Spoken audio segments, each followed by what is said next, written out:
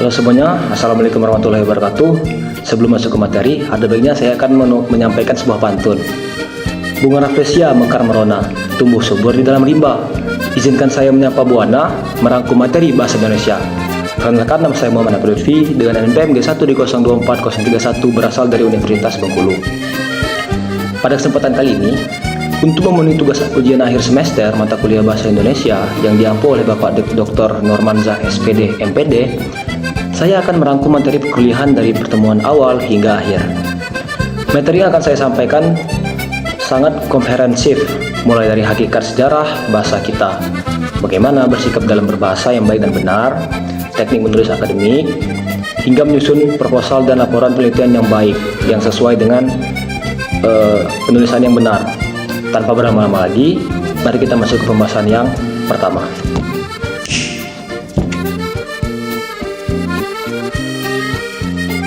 Yang pertama, kita akan membahas dari materi 1 dan 2 sekaligus, dasar dan sikap berbahasa yang baik dan benar. Pertama, kita masuk ke hakikat dan perkembangan bahasa Indonesia. Bahasa Indonesia secara resmi dinyatakan sebagai bahasa negara pada pasal 36 Undang-Undang Dasar 1945. Fungsinya sangat vital, yaitu sebagai lambang kebanggaan nasional, identitas suatu negara, serta alat nomor 1 berbagai suku bangsa. Yang dimana seperti kita ketahui, suku dan bangsa di Indonesia itu sangat banyak. Jadi bahasa adalah salah satu alat untuk menyatukan kita semua. Lanjut, secara historis, bahasa Indonesia ini tumbuh dari bahasa Melayu yang sudah digunakan sejak abad ke-7 pada masa kerajaan Sriwijaya, dan kemudian dikukuhkan dalam Sumpah Pemuda 1928. Ejaannya pun terus berkembang, mulai dari ejaan Van Ophuijens, ejaan Sewandi, hingga ejaan yang disempurnakan atau EYD yang terbaru hingga saat ini. Selanjutnya, mengenai sikap berbahasa. Sikap berbahasa adalah posisi mental atau perasaan kita terhadap bahasa sendiri maupun orang lain. Sikap ini memiliki 3 ciri utama menurut Garvin dan Mathiot, yaitu yang pertama, kesetiaan berbahasa, mempertahankan bahasa sendiri tanpa dari pengaruh asing. Yang kedua, kebanggaan bahasa, menjadikan lambang identitas suatu negara atau identitas diri kita sendiri sebagai berbahasa. Yang ketiga, kesadaran norma, menggunakan bahasa dengan cermat dan santun. Kita harus menghindari sikap negatif seperti merasa lebih bangga menggunakan bahasa asing secara berlebihan. Padahal bahasa Indonesia kita belum sempurna. Seperti yang dijelaskan pada Al-Quran, sesuatu yang berlebihan itu tidak baik. Begitu. Selanjutnya kita akan membahas 2 materi pertemuan sekaligus, yaitu pertemuan ketiga dan keempat, yang berjudul literasi dan teks akademik. Masuk ke bagian kedua, yaitu teks akademik dan dunia pustaka. Dalam dunia kuliah, kita akrab dengan tulisan akademik atau ilmiah. Tulisan ini berbeda dengan fiksi. Tulisan akademik didasarkan pada kajian pustaka atau hasil penelitian dengan metode ilmiah. Contohnya adalah makalah yang sering mahasiswa buat sekarang, laporan penelitian.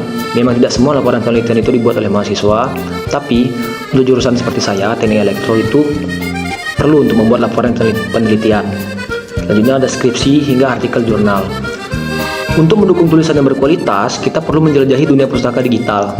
Di era sekarang, referensi tidak hanya dari buku fisik. Kita bisa memanfaatkan sumber digital yang sangat maju sekarang, terutama di internet, ya kan. Yang terpercaya seperti Mendeley, Google Scholar, PDF Drive, atau Crossref. Sangat disarankan menggunakan aplikasi manajemen referensi seperti Mendeley untuk membantu membuat citasi dan daftar pustaka secara otomatis agar terhindar dari plagiasi dan formatnya rapi.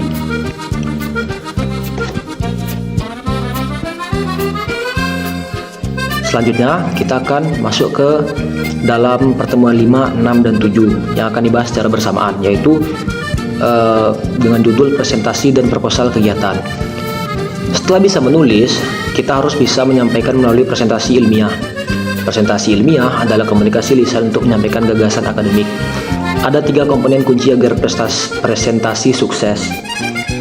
1, yaitu komunikator atau pemberi pesan atau pembawaan materi. Kedua, itu media, seperti slide PowerPoint atau dari Canva. Yang ketiga, itu audiens. Penerima pesan, alur presentasi yang baik harus memiliki pembukaan yang menarik, isi yang berbobot, dan penutup yang menyimpulkan. Selain itu, mahasiswa juga diajarkan mendesain proposal kegiatan. Ini adalah rancang kerja untuk kegiatan, seperti PKM atau acara organisasi yang akan diadakan nantinya, yang diajukan untuk mendapatkan persetujuan atau dana.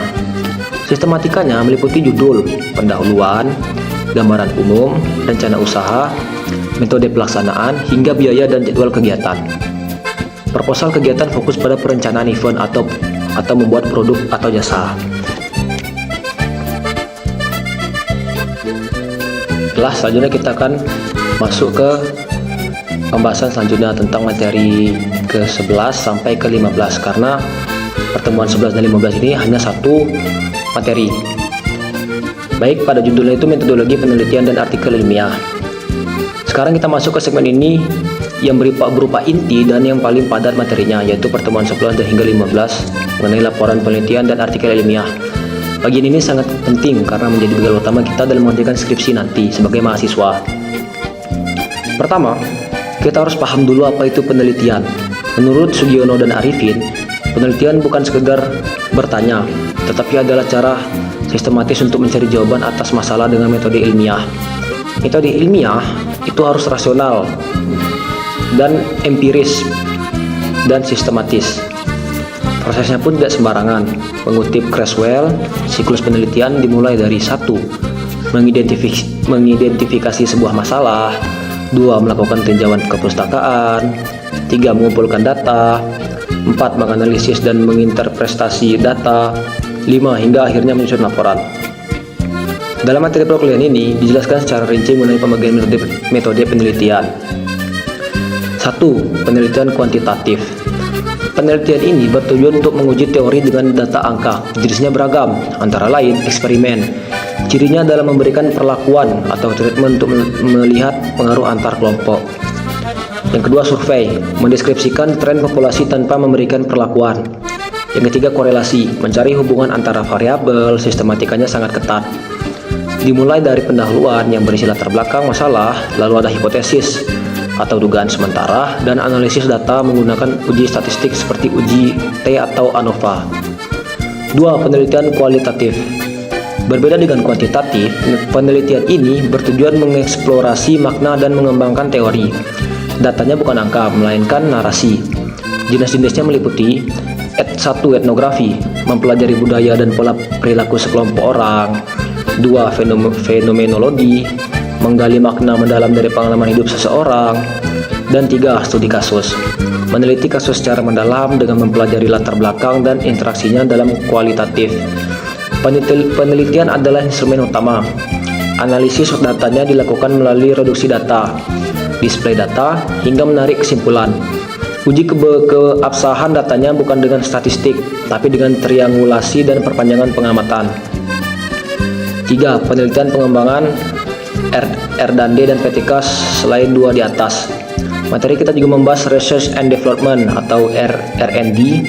Tujuannya bukan sekedar menguji teori, tapi menghasilkan produk tertentu dan menguji keefektifannya.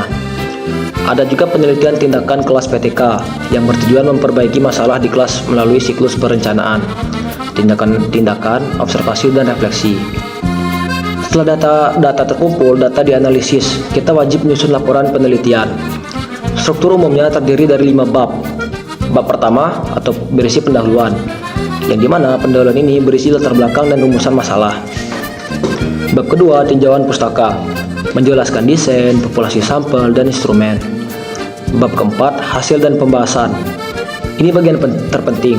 Di sini kita tidak hanya menyajikan data, tapi membandingkan temuan kita dengan teori atau penelitian sebelumnya untuk menemukan novelty atau kebaruan. Bab kelima, berisi simpulan yang menjawab rumusan masalah dan saran.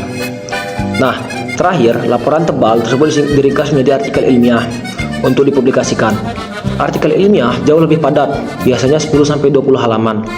Formatnya mengikuti gaya selingkung jurnal yang dituju, tapi umumnya menggunakan pola IMRAD, Introduction, Method, Result, and Discussion. Judul dan abstrak. Abstrak maksimal 250 kata, merangkum tujuan, metode, dan hasil. Pendahuluan berisi tanpa subbab dan langsung paragraf mengalir. Daftar pustaka, wajib mencantumkan sumber yang dikutip. Penulisannya harus konsisten, bisa menggunakan apa style, IEEE style atau MLA dan Harvard style. Disarankan menggunakan aplikasi seperti Mendeley agar citasi yang kita gunakan itu akurat dan tidak dianggap plagiasi. Itulah rangkuman mengenai metodologi penelitian Yang intinya, penelitian yang baik adalah yang bermanfaat, memiliki novelty atau kebaruan, dan mengikuti prosedur ilmiah yang dapat dipertanggungjawabkan. Nah, berakhirlah kita di penghujung materi penyampaian. Saya akan menutup penyampaian ini dengan kesimpulan mata kuliah bahasa Indonesia tidak hanya mengajarkan tata bahasa, tetapi juga membentuk kita menjadi akademis yang mampu berpikir kritis nantinya, menulis karya ilmiah yang sistematis dan menyampaikannya dengan etika yang baik. Demikian rangkuman materi dari saya. Terima kasih atas perhatiannya. Wassalamualaikum warahmatullahi wabarakatuh.